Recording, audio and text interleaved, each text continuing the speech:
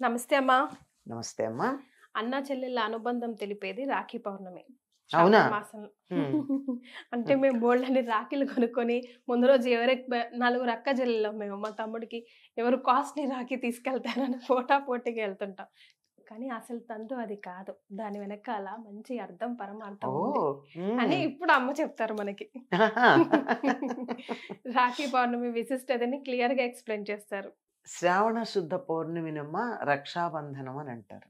పౌర్ణమి రోజు ఎందుకు కట్టుకుంటావమ్మా రాఖీ?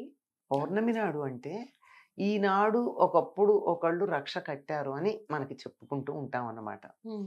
దీనికి ప్రతిదానికి ఒకదాన్ని ఏర్పాటు చేసుకుంటాం కనుక.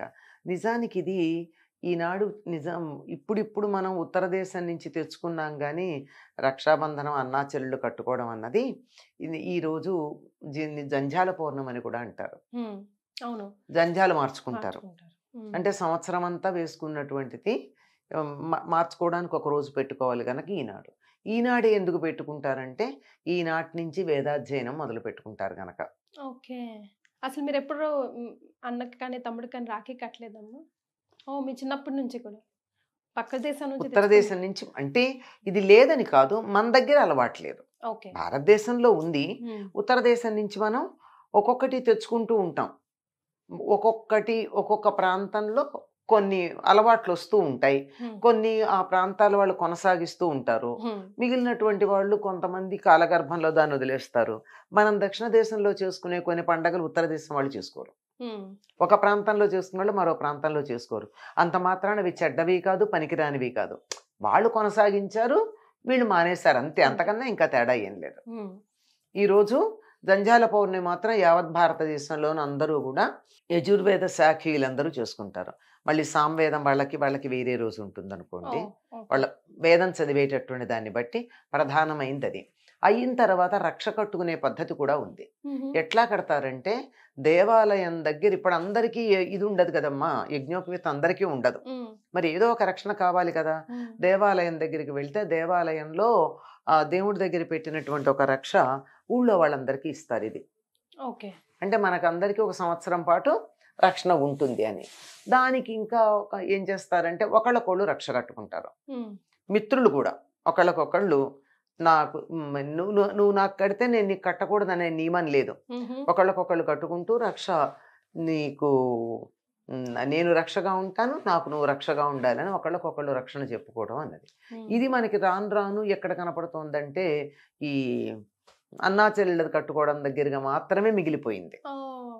అది. అలా స్టార్ట్ అయ్యి ఇలా ఆ! మిగిలిపోయింది. ఇది మిగిలింది. అది గూడా అంతే. అన్నగారు వెళ్ళి అన్నగారికి చెల్లోలో లేతే అక్కయ్యో వెళ్ళి తమ్ముడికో రక్ష కట్టిందనుకో, నీ క్షేమం నేను కోరుకుంటున్నాను అని చెప్తుందావిడ. హ్మ్. నీ క్షేమం నేను కోరుకుంటున్నానంటే, నీ రక్షణ నేను చేస్తానట. మగపిల్లాడు గదా! రక్షణ చేస్తానని అతనంటాడు. హ్మ్. నీ కుటుంబం క్షేమంగా ఉండాలని అక్క చెప్పడం ఉంటుంది. ఈ హ్మ్. సందర్భం పైగా ఉత్తర దేశంలో గమ్మత్తేంటంటే, ఆడపిల్లల ఇళ్ళల్లో వీళ్ళు భోజనాలు చేయరు. చేయరు. హ్మ్. ఈ సందర్భాన్ని ఒకటి. ఇదొకటి తర్వాత భగినీ హస్త భోజనం అని ఉంటుంది. హ్మ్.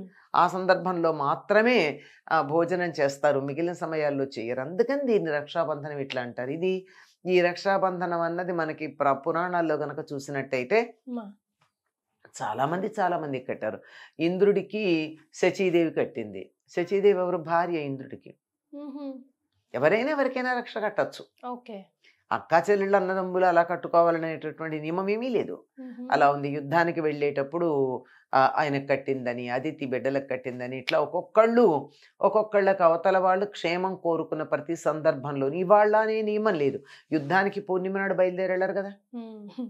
ఇట్లా ప్రతి సందర్భంలోనూ కట్టిందని మనకి చరిత్రలో ఆహ్, హ్మ్, ఆవిడ పృథ్వీరాజుకి పురుషోత్తముడికి ఆవిడ కట్టింది. అలెగ్జాండర్ ప్రియురాలు. హ్మ్. అందువల్ల పురుషోత్తముడు అలెగ్జాండర్‌ని చంపకుండా ఉన్నాడు అని జెప్పి ఒక కథ మనం లోకంలో వ్యాప్తి చెంది ఉంది. అందువల్ల అక్క చెల్లెళ్ళు, అన్నదమ్ములు అనేది మనకి వ్యాప్తి చెందింది. ఇందులో దోషం గూడా ఏం లేదు. హ్మ్. ఎవరికైనా కట్టొచ్చు కనుక అక్క చెల్లెళ్ళు, అన్నదమ్ములు కట్టుకోవచ్చు. మిత్రులు ఒకళ్ళకొకళ్ళు కట్టుకోవచ్చు. హ్మ్.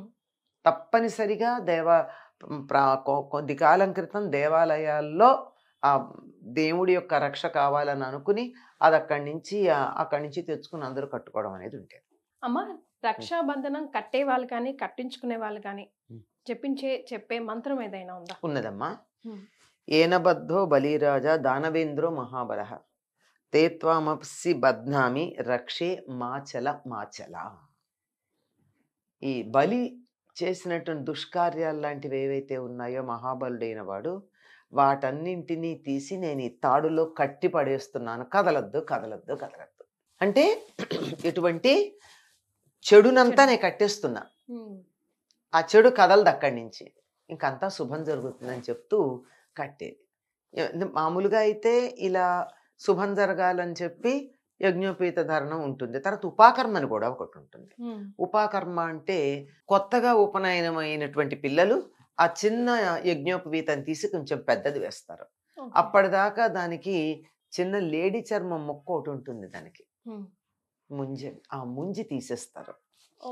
మౌంజి లేక ముంజి అది తీసేసి మామూలు యజ్ఞోపవీతం వేస్తారు. ఉహుం. అంటే ఇప్పటి నుంచి చదువుకోవడానికి బయలుదేరి పెడతాడనమాట పిల్లవాడు ఉమ్. గురువుతో పాటు. దానికి సంకేతం అమ్మా. దానికి సంకేతంగా అంటే ఒకప్పటి పద్ధతి. ఇప్పుడేముందమ్మా బుడుగు ఎప్పుడు చేస్తున్నారు, మరి. పెళ్ళికి కాస్త ముందు చేస్తున్నారు. ఉమ్. అందువల్ల అదే చదువు అంతా అయిపోయాక చేస్తున్నారు. ఒకప్పుడు ఒడుగు చేయడం అన్నది అక్షరాభ్యాసంతో సమానం. అట్లా ఉన్న రోజుల మాట అనమాట. అలా ఉంటుంది. దాన్ని ముంజి విడుపు అంటారు. లేదు పెద్దవాళ్ళు అయినట్టయితే యజ్ఞోపేతం మార్చుకుంటారు. మిగిలినట్టు మరి మాకేంటండి, మాకు యజ్ఞోపేతం లేదు కదా, ఉమ్. మరి మాకు కూడా ఏదన్నా కావాలి కదా, అది దానికి ఈ రక్షాబంధనం. అయితే అమ్మా, ఉమ్. ఒకప్పుడు అన్న తమ్ముళ్ళ బంధం కానీ అక్క చెల్లెళ్ళ బంధం కానీ అక్క అన్న తమ్ముళ్ళ బంధం కానీ చాలా డిఫరెంట్. ఇప్పుడు ఆ ఈక్వేషన్సే వేరు. లేదమ్మా, ఇప్పుడు ఇవి కూడా వ్యాపారం అయిపోయినాయి. ఉమ్. వ్యాపారం అయినా పర్వాలేదుగా, నువ్వు నాకేమిస్తావు నేను నీకేమిస్తా అన్న వరకు కూడా పర్వాలేదు, కానీ ఒకళ్ళనొకళ్ళు మోసం చేసుకోవడం దాకా కూడా వచ్చినప్పుడు వాటి గురించి మనం మాట్లాడుకోకుండా ఉండడం మంచిదేమో. వాటిని ప్రచారం చేయకుండా వీలైనంత వరకు ఇది అసలు మాట్లాడడానికి కూడా తగింది కాదు, నోరు మూసుకోండి అని చెప్పే పరిస్థితులు వస్తే ఏమైనా కొద్దిగా మార్పు వస్తుందేమో ఆలోచించాలి. ఉమ్.